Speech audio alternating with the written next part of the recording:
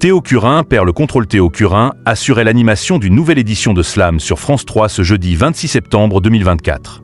Côté audience, le jeune animateur a-t-il fait mieux que Cyril Ferraud, son prédécesseur? Théo Curin animait un nouveau numéro de Slam ce jeudi 26 septembre 2024 sur France 3.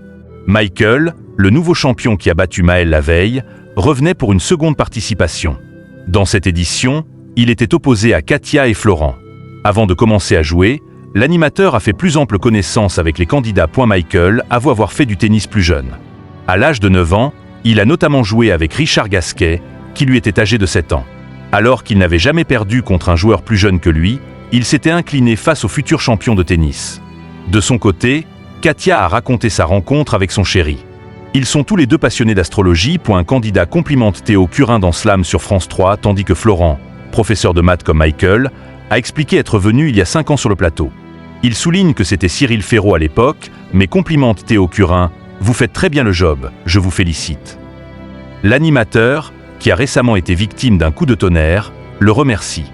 Lors de son passage dans l'émission il y a 5 ans, Florent a montré la vidéo à ses élèves. À l'issue de la première manche, Katia est éliminée.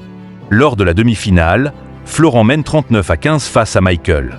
Celui-ci est alors en grand danger et décide de slammer. Mais le champion échoue et se fait donc détrôner sur le score de 65-15. Michael repart avec 600 € après une victoire.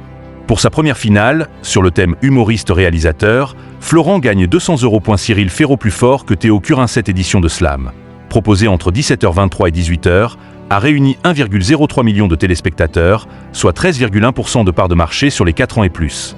Sur une semaine, l'émission est en hausse de 1,2 points de part d'audience. En revanche, sur un an, Cyril Ferraud faisait mieux avec 1,01 million de fidèles, soit 13,9% sur l'ensemble du public. De ce fait, sur un an, Slam est en baisse de 0,8 points de part d'audience. Ainsi, Théo Curin perd le contrôle, car il est désormais en baisse sur un an, où le jeu était animé par Cyril Ferraud. Slam est à retrouver du lundi au dimanche dès 17h25 sur France 3.